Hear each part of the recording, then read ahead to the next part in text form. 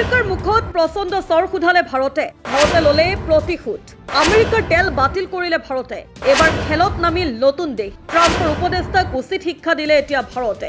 এফালে আমেৰিকাৰ ৰাষ্ট্ৰপতি ডোনাল্ড ট্ৰাম্পে ভাৰতৰ সৈতে বন্ধুত্বৰ কথা কয়, আনফালে তেওঁৰে উপদেষ্টাই ভাৰতক অহৰহ গালি গালাজ কৰি আহিছে। এইবাৰ সীমা চেৰাই গ'ল ট্ৰাম্পৰ বাণিজ্য উপদেষ্টা পিটাৰ নাভাৰোৱে। তেওঁ ভাৰতৰ ফালে আঙুলিয়াই কৈছে যে কিছুমান দেশে হেনো ভেম্পায়াৰৰ দৰে আমেৰিকাৰ তেজ শুহি খাইছে, কিন্তু এনে অপমানৰ যোগ্য প্ৰত্যুত্তৰ দিবলৈ ভাৰতেও জানে।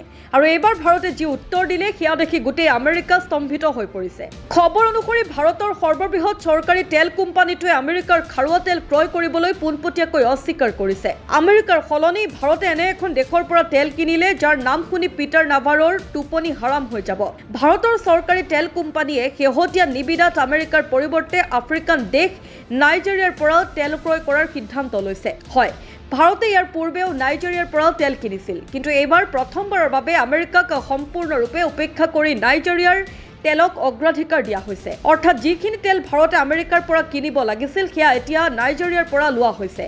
খবৰ অনুসৰি ভাৰতে নাইজেৰিয়া আৰু এখন উপসাগৰীয় দেশৰ পৰা মুঠ 30 লাখ বেৰেল খাৰুৱা তেল ক্ৰয় কৰিছে। ইয়াৰ মুখ্য কাৰণ আমেৰিকান তেলৰ বৰ্ধিত মূল্য আৰু অন্য বিকল্পৰ সহজলভ্যতা বুলি কোৱা হৈছে। নাইজেৰিয়াৰ পৰা ভাৰতে দুটা মুখ্য গ্ৰেডৰ তেল ক্ৰয় কৰিছে, আকবামি আৰু উচান। প্ৰতিটোৱে 10 লাখ বেৰেলতকৈও, অৰ্থাৎ নাইজেৰিয়াৰ পৰা মুঠ 20 লাখ বেৰেল তেল লোৱা হৈছে। ইয়াৰ উপৰিও আবুধাবিৰ পৰা 10 লাখ বেৰেল ডাৰ্ক গ্ৰেডৰ তেল ক্ৰয় কৰা হৈছে। যিমানখিনি তেল আমেৰিকাই ভাৰতক বিক্ৰী কৰিবলৈ আশা পালি আছিল সেইখিনি ভাৰতে নাইজেৰিয়া আৰু আবুধাবিৰ পৰা কিনিলে। নাইজেৰিয়াই বহুদিনৰ পৰাই ভাৰতক অধিক তেল বিক্ৰী কৰাৰ সুযোগ বিচাৰি আছিল। আমেৰিকাৰ এই অহংকাৰী মনোভাৱে তেওঁলোকৰ বাবে সোণালী সুযোগ আনি দিলে।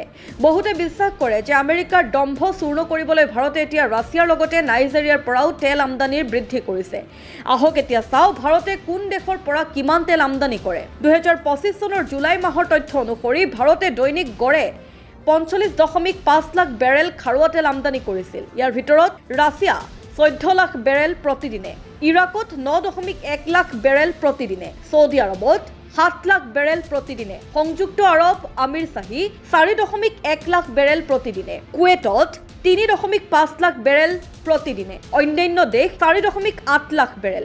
পূৰ্বতে অন্যান্য দেশৰ তালিকাত আমেৰিকাৰ এক গুৰুত্বপূৰ্ণ অংশ আছিল, কিন্তু এতিয়া সেই স্থান নাইজেৰিয়াই দখল কৰিলে। স্পষ্টভাৱে ভাৰতে দেখুৱাই দিলে যে সন্মানৰ সৈতে কোনো আপোচ নহ'ব।